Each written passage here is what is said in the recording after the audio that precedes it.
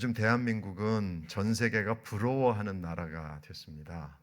코리아의 첫 번째 글자인 K를 붙인다고 하는 것이 굉장한 영향력을 끼치고 있는데요.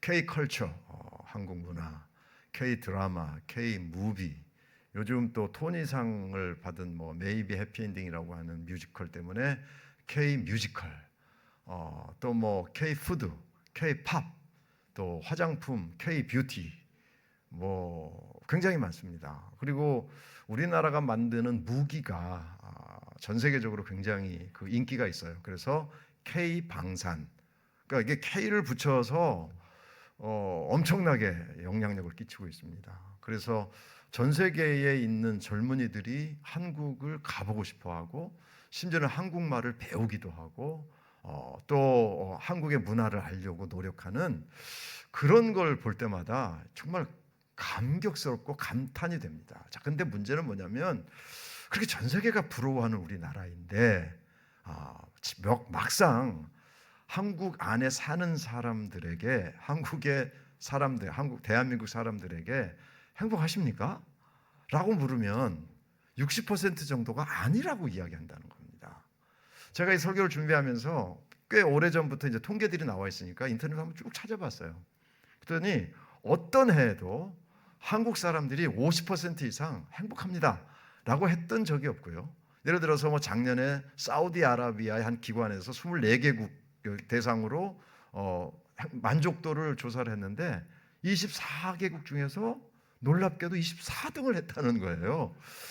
아니, 갤럽에서 발표한 거 보니까 우리나라 58개 중 OECD 몇 개 국가 중에서, 그러면 우리 백성 한국 사람들이 행복하냐, 만족하게 사느냐 물어봤더니 밑에서 또 네 번째라는 거예요. 이거 참 희한합니다. 전 세계는 우리를 부러워하는데 정작 그 안에 살고 있는 우리들은 뭔가 부족하다, 뭔가 모자라다, 행복하지 않다, 뭔가 불편하다, 이런 생각을 가지고 산다는 게 참 이상하기도 하고 참 재밌기도 하고, 이게 참 뭔가를 풀어야 될 문제라고 생각이 됩니다. 자, 그런데 왜 그렇게 우리 한국 사람들이 불편하다고 느낄까? 불행하다고 느낄까? 그것은요, 공통적인 대답이 뭐냐면 뭔가 내 삶에 부족하기 때문이다라는 것이죠. 근데 사실 부족하다고 하는 것도 따지고 보면 우리가 풍요의 시대에 살고 있는데 도대체 뭐가 부족한 걸까? 물론 물질이 부족하거나 이런저런 부족한 것들이 있겠죠. 그럼에도 불구하고 정말 부족한 건지, 아니면 부족하다고 느끼는 건지, 아니면 부족한 것만 보고 있는 건지 우리를 한번 생각해 볼 필요가 있다는 겁니다. 어쨌든 응답하는 사람 중에 나 행복하지 않아요, 나 그렇게 삶이 만족하지 않습니다 라고 대답한 사람들이라면 공통적으로 뭔가 자신의 인생에, 자신의 삶에 부족함을 느꼈기 때문일 겁니다. 자, 그런 면에서 보면 오늘 찬송과 함께 세 번째, 여러분 너무나도 잘 아시는 나 가진 재물 없으나, 원래 이 시의 제목은 나라고 하는 제목이거든요. 송명희 시인이 지은 시입니다. 송명희 시인은 1963년에 태어날 때 이게 태어나는 과정에서 여러 가지 어려움을 겪어서 그냥 중증 뇌성 마비인 것이죠. 그래서 혼자는 생활할 수 없고, 혼자는 어디 갈 수도 없고 움직일 수도 없는, 그래서 가정에서도 처음에는 이제 좀 어려워하고 사람들에게 보이기 싫어하고, 그런 과정 속에 예수 그리스도를 만나고, 그 예수 그리스도를 만나는 과정 속에서 자신의 삶이 얼마나 가치 있는 것인지를 발견하게 됩니다. 그래서 그때부터 시를 만들기 시작하고 그 시집을 쭉 내기 시작했는데, 시집에 나온 시 중에 하나가 바로 나라고 하는 이 시였고요. 사실 제가 미국에 가기 전에 1980년대만 해도 송명희 시인이 지은 시를 가지고 만든 찬양이 굉장히 영향력이 있었습니다. 오늘 불렀던 나 가진 재물 없으나, 이 찬양은 말할 것도 없고요. 예수 그 이름 이런 찬양이라든지 굉장히 영향력을 끼쳤던 그 찬양의 작사를 했던 사람이 바로 송명희 시인인데, 막상 그 사람은 너무나도 불편하고 너무나도 부족하고 너무나도 모자란 그런 삶을 살았던 거죠. 자, 이쯤 이야기하면 목사님, 내가 지금 불행한 거 나보다 더 불행한 사람 이렇게 쳐다보면서 좀 내가 행복한 거 그거 잊지 마라 그 얘기 하시려고 합니까? 그 얘기 아니에요. 왜냐하면 저도 알거든요. 나보다 불행한 사람과 비교해서 잠시 그래도 내가 행복하구나 라고 한다고 해서 내 어려움이 해결되는 게 아니기 때문입니다. 그래서 오늘 그 얘기 하려고 하는 건 아니에요. 그렇지만 그렇게 비교해 보는 것이 굉장히 필요할 때가 있다라는 겁니다. 제가 이제 찬송과 함께라고 하는 큰 주제를 가지고 설교를 해야 되겠다라고 계획을 세우면서 설교를 이제 미리미리 준비하거나 이제 자료를 찾아가고 이런 과정 속에서 제 마음속에 계속해서 머릿속에서 반복됐던 문장이 하나 있습니다. 그게 뭐냐면 교회 가서 예배드리고 싶어요라고 하는 문장이었습니다. 이 문장은 누구에게 들은 것인가 하면 제가 신방 갔을 때 정말 몸이 불편하고 또는 이제 정말 노쇠하셔서 출입이 어렵고 또는 사고로 넘어지시거나 이래서 그 병원에 계신 분들을 신방하러 가면 거의 공통적으로 그분들의 소원이 뭐냐면 대단한 소원이 아니었어요. 뭐 엄청난 소원을 말씀하시는 게 아니라 제 손을 붙잡고 눈물을 글썽이면서 다들 이렇게 말씀하셨어요. 목사님, 제가 교회 가서 예배드리고 싶어요. 교회 가서 예배드리고 싶어요. 우리는 이렇게 앉아 있는 예배, 사실 여러분 매주 나오실 수 있고 얼마든지 지금 평상시에 오고 싶으면 얼마든지 오실 수 있는 어떻게 보면 이 일상적인 이 예배가 제가 신방 갔던 그분들에게는 너무나도 이게 중요한 거예요. 가서 예배드리고 싶은데 그냥 꼭 그 예배당 그 자리에 앉아서 은혜 받고 싶은데 못 가는 거죠. 그래서 그분들이 제가 했던 공통적인 이야기가 교회 가서 예배 드리고 싶다라는 것이죠. 그런 면에서 보면 우리보다 좀 열악한 환경에 있는 분들, 정말 좀 그런 그 어려움 가운데 있는 분들을 보면서 내가 그래도 행복한 거구나, 내가 예배 드릴 수 있음이 정말 감사한 거구나 라는 생각을 하는 것도 굉장히 중요하고요. 사실은 그 병상에 계신 분뿐만 아니라 여러분 눈을 조금만 더 이렇게 열방으로 전 세계로 이렇게 눈을 돌리면 예배할 수 없는 나라에 사시는 분들 굉장히 많고요. 심지어는 예배하다가 체포돼서 심지어는 예배당에 예배드리는 데 와서 그 총을 난사해서 죽는 사람, 이런 사람들 있는 것을 보면 우리가 이게 편안하게 예배 드린다고 하는 것은요 굉장한 축복이고 감사한 일이고 이건 정말 예배당에 올 때마다 정말 하나님 앞에 감사해야 될 일이거든요. 그런 면에서는 좀 우리보다 열악한 환경에 있는 사람과 비교하는 것도 필요하다입니다. 그렇지만 제가 오늘 그 말씀을 드리려고 하는 것은 아닙니다. 왜 사람들이 불행해지는가 하면 비교 때문이라는 말씀, 귀가 못이 박히도록 들으셨을 겁니다. 비교는 뭐냐면 나보다 잘 사는 사람, 나보다 잘 나가는 사람들과 나를 비교하면 내가 늘 불행하죠. 왜냐하면 그 사람과 비교해서 내가 모자라니까, 모자란 게 보이니까 불행할 수밖에 없죠. 그런데 나보다 좀 못한 사람과 비교하는 것도 그것도 비교라는 겁니다. 그래서 비교로는 우리의 삶이 행복해지지 않습니다. 비교로는 나보다 좀, 예를 들어 지금 말씀을 나보다 못한 사람들 때문에 비교했을 때 조금 행복해질 수 있어요. 그런데 금방 잊어요. 제가 이렇게 오늘 예배 드리는 게 얼마나 행복한 일인 줄 아십니까? 이거 말씀드렸을 때 맞아, 그래. 그렇지만 예배 끝나고 나갈 때 잊어버려.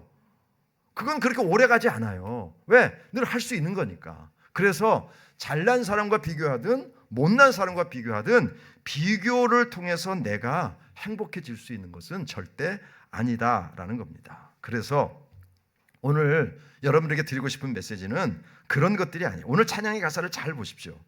오늘 나 가진 재물 없으나 나라고 하는 이 시를 쓴 송명희 시인은 불행해서 이 시를 시작한 게 아닙니다.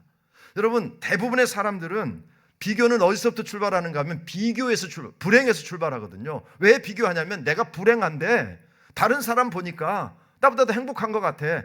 그래서 거기서 비교가 시작되는 것이거든요. 그런데 오늘 송명희 시인은 자기가 없는 것에 초점을 맞추지 않고 자기가 가진 것에 초점을 맞추고 있어요. 물론 이 시에는 자기가 없는 것을 이야기합니다. 그러니까 나 남이 못 본 것을 보았고 나 남이 듣지 못한 음성 들었고 이렇게 이야기하고 있는데 거기에 보면 나 남이 받지 못한, 나 남이 모르는 것 이렇게 쭉 이야기. 그러니까 나는 다른 사람이 가진 지식도 없어. 나는 다른 사람이 가진 재산도 없어. 나는 다른 사람이 가진 건강도 없어.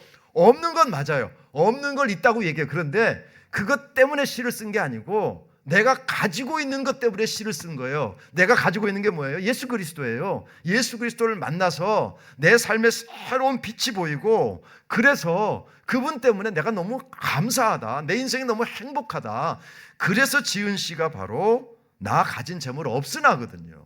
그러니까 불행에서 출발하는 것이 아니라 가진 것, 그리고 있는 것, 그리고 축복된 것, 그리고 행복한 것에서부터 출발한다는 겁니다. 그렇죠. 사람들은 불행하다고 느끼는 이유가 부족함 때문입니다. 물질이 부족하면 불편하잖아요. 또 다른 사람보다 지식이 좀 부족하면 그 어떤 자리를 잡는데 좀 불편한, 부족함을 느낄 수밖에 없죠. 그렇지만 이 세상의 모든 사람은 다 부족함을 느낄 수밖에 없다. 여러분, 왜냐하면 부족함을 느낄 수밖에 없는 분야가 너무 많아요. 참 보세요. 학력, 경력, 실력, 재력, 체력, 가족 구성원, 요즘은 이제 외모, 이런 것들이 다 비교의 대상이다 보니까 어떤 면에서는 내가 괜찮아요, 어떤 면에서는 부족하잖아요. 그러니까 이 세상의 모든 사람들은 부족함을 느낄 수밖에 없는 인생을 살고 있는 거예요. 그걸 어떻게 알 수 있느냐면, 정말 저는 식당에서 말씀 나누시는 아주머님들의 이야기를 듣다 보면, 야, 이분들의 말씀이 진짜 그냥 설교다, 이런 생각을 품을 때가 많거든요. 한 번은 뒤에 있는 아줌마들이 얘기를 하시는데, 뭐 얘기하다가, 야, 네가 무슨 걱정이 있냐, 네 남편 돈 잘 벌어오잖아, 야, 너 행복한 줄 알아?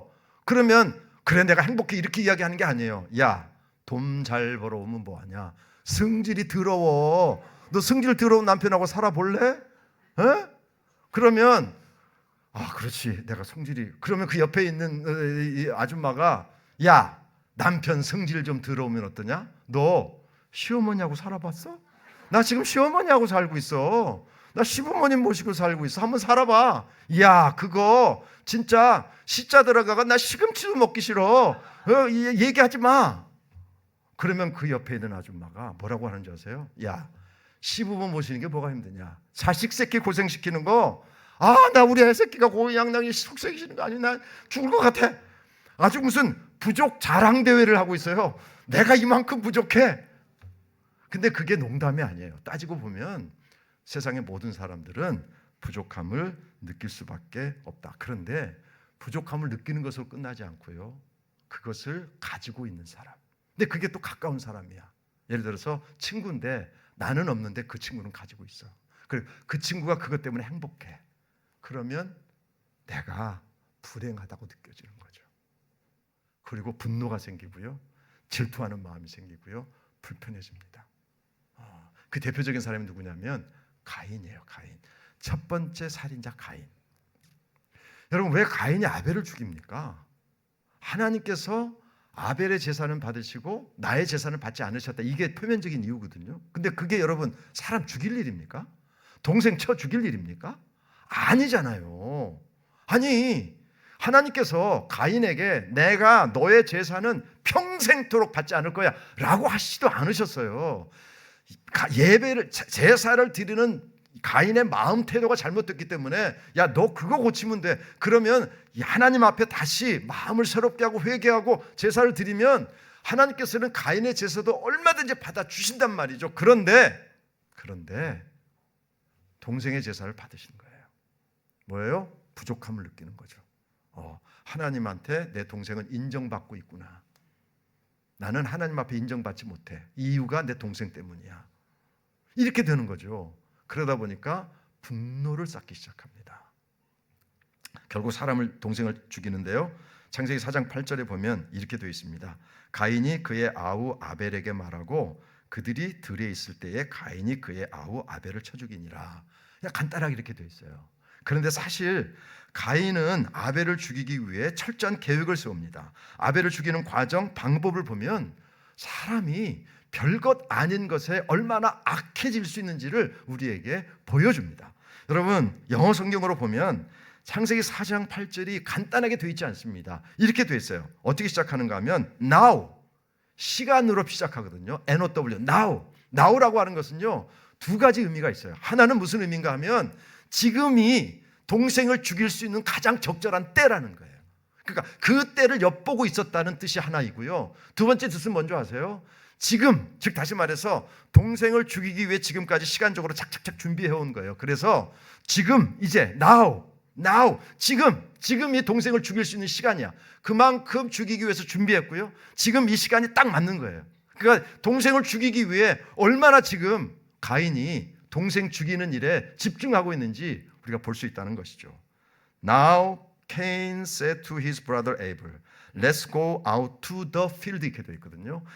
한국 성경에는 그냥 아벨에게 말하고 이렇게 되어 있어요. 그런데 영어 성경에 보면 Let's go out to the field. The field라는 게 뭐예요? 그 장소예요. 그 장소. 그 장소는 뭐예요?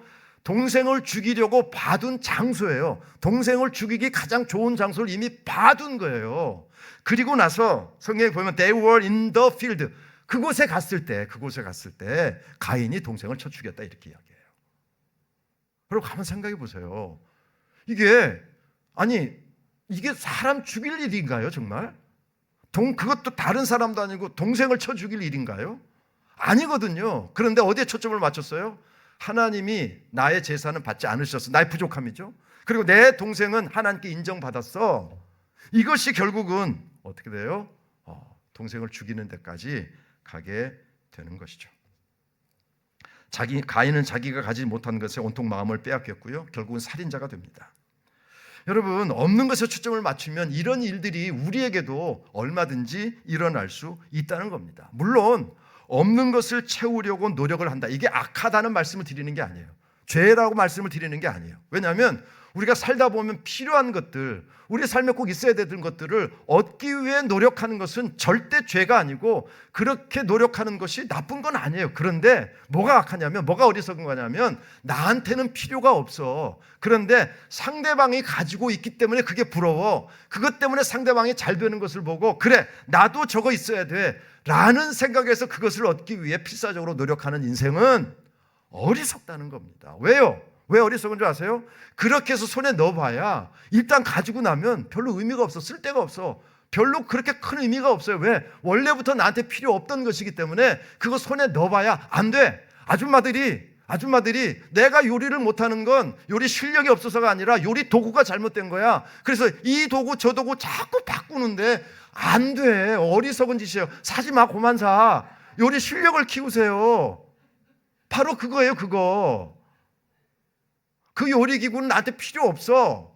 그런데 그거 없어서 못하는 것 같아가지고 자꾸 이거저거 사다 보니까 자꾸 뭐 쟁여놓잖아. 그 왜 자꾸 당근에다 괜히 안 쓰고 내놓냐고.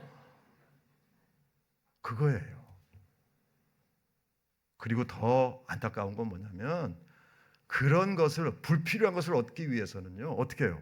시간 들여야죠. 노력 들여야죠. 뭔가를 희생시켜야 돼요. 그렇지 않고서는 그게 이루어지지 않아요. 그 희생이 뭐냐면 건강을 잃는 사람 참 많습니다. 그리고 내면적으로 발전할 수 있는 기회 다 놓치고 내면적인 평안이 없어요. 그리고 가족과의 관계가 깨지는 사람 적지 않습니다. 그 사람이 그리스도인이라면 그렇게 불필요한 것을 위해서 시간을 투자하고 물질을 투자하고 하다 보면 신앙생활 제대로 할 수 없어요. 영적으로 절대 성숙하지 않습니다. 그렇기 때문에 다른 사람이 가지고 있으니까 나도 가져야지 라고 나의 부족함, 나의 없는 것에 초점을 맞추고 살면 그 사람은 절대 행복할 수 없다.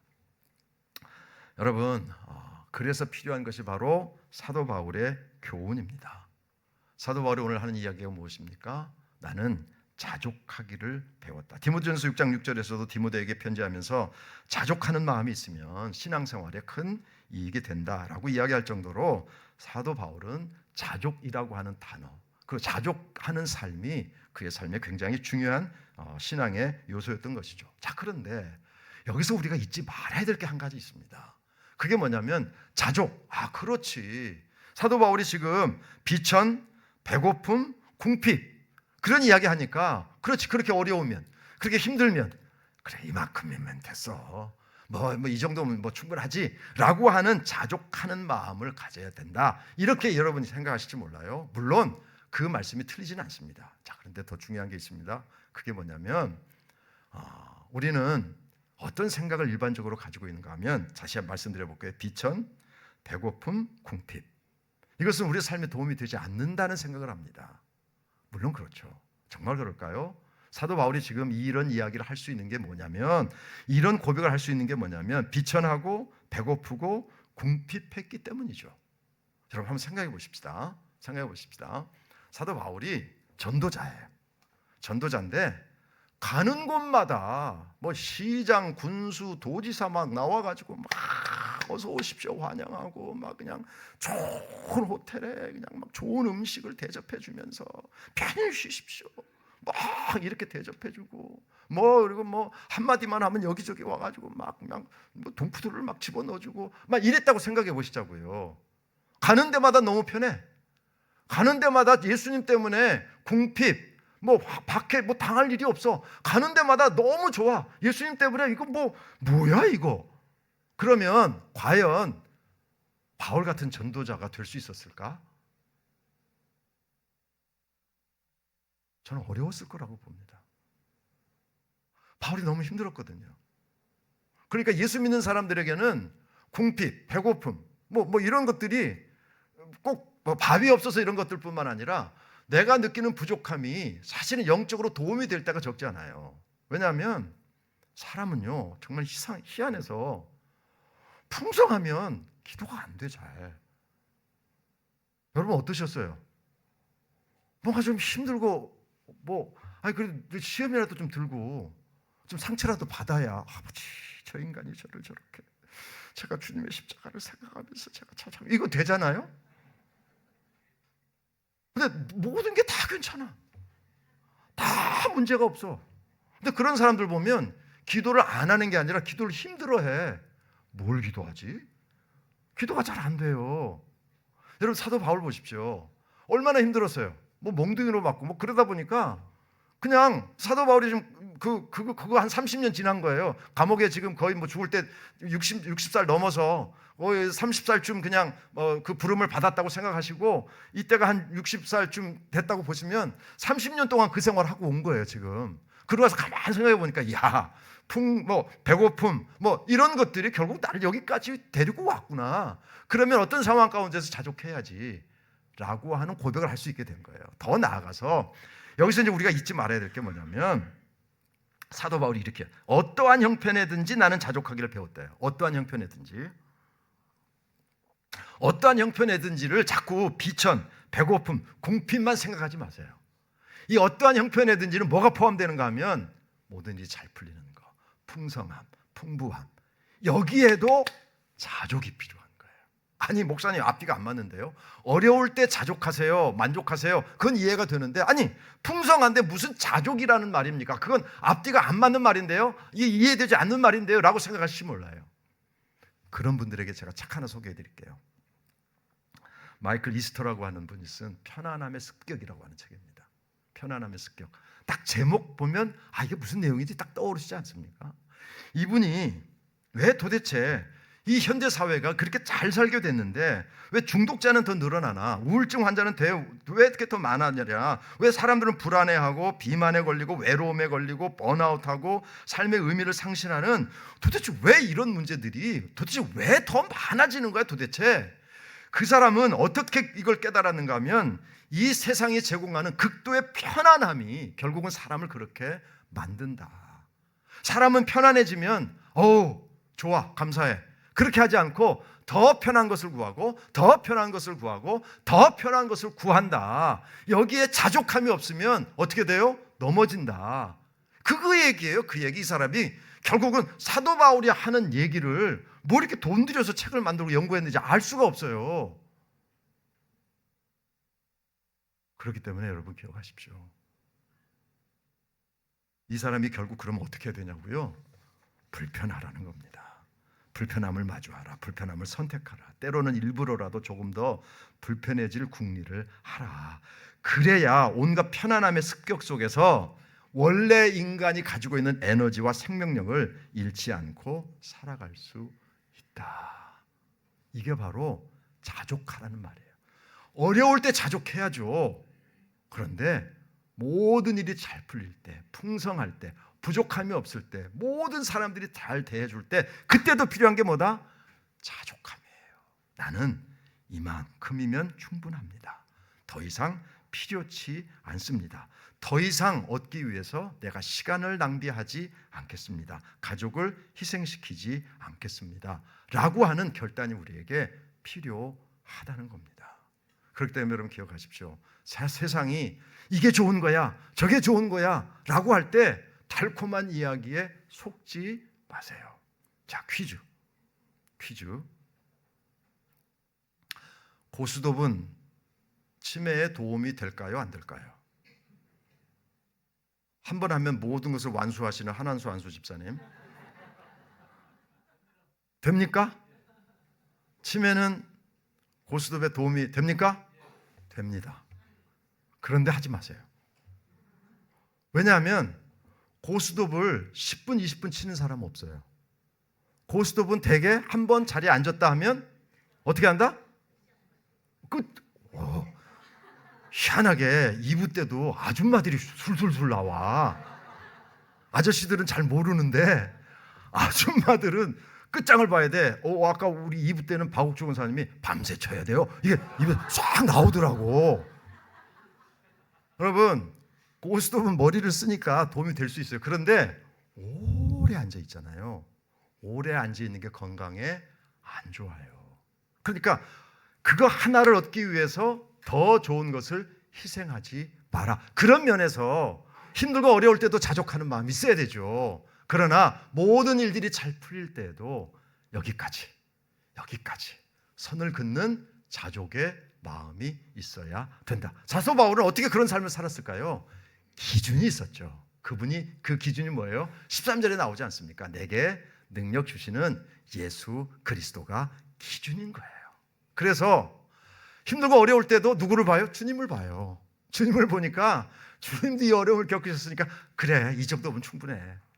모든 일이 잘 될 때도 누구를 봐요? 주님을 봐요. 겸손하셨던 그 예수 그리스도를 보면서 그 풍성함 속에서도 자족합니다 라고 고백할 수 있었던 거죠. 송명희 시인이 바로 그 고백을 한 겁니다. 없어서, 불행해서, 내가 뇌성마비라서, 그래서가 아니라 내가 가진 것, 내가 소유한 것, 그리고 그 중심에 예수 그리스도가 계시기 때문에 나는 행복하다라고 고백할 수 있었던 거죠. 우리 함께 그 찬양 다시 한번 이 찬양을 함께 불러보도록 하겠습니다.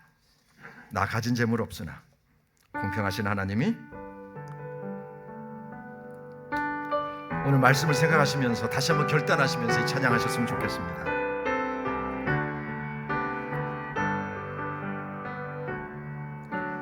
나 가진 재물 없으나 나 남이 가진 지식 없으나 나 남에게 있는 건강이 있지 않으나 나 남이 없는 것 있으니 나 남이 못 본 것을 보았고 나 남이 듣지 못한 음성 들었고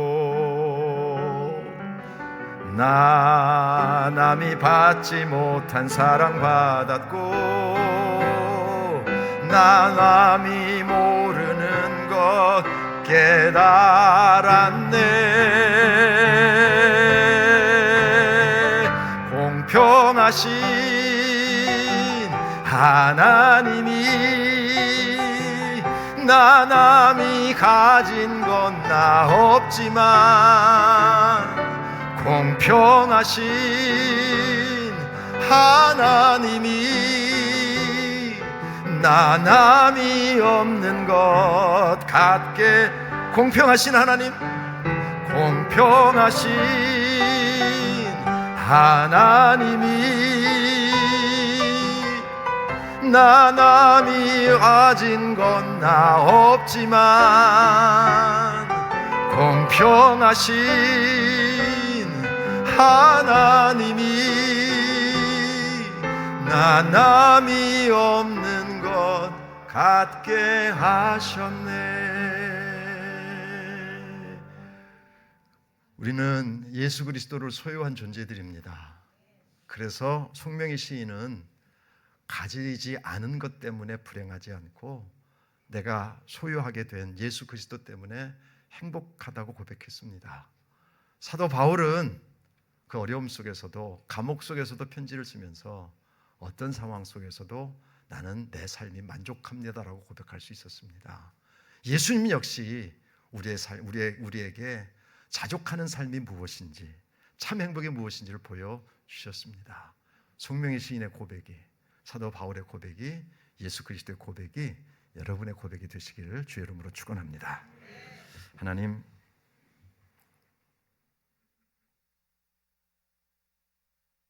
우리에게 주신 것들이 참 많습니다. 없는 것도 있고 살아오면서 잃어버린 것, 상실한 것도 있습니다. 아직 채워지지 않은 것들도 있습니다. 그러나 오늘 우리는 그것을 보지 않겠습니다. 그것을 가지고 내 인생을 해석하지 않겠습니다. 이미 내게 주신 너무나도 부유하신 예수 그리스도 내 안에 계시니 그 예수님 때문에 행복했다고 고백했던 송명희 시인의 고백처럼, 사도 바울의 고백처럼, 예수님의 고백처럼 우리도 그렇게 고백하며 살기를 소원합니다. 어떤 상황 가운데서도 주님이 내 삶의 기준이시니 힘들고 어려울 때도 자족하는 마음으로, 모든 일이 잘 풀릴 때도 자족하는 마음으로 예수께 기준을 두고 살아가는 믿음의 승리자들이 되게 해 주옵소서. 예수님의 이름으로 감사하며 기도합나이다. 아멘.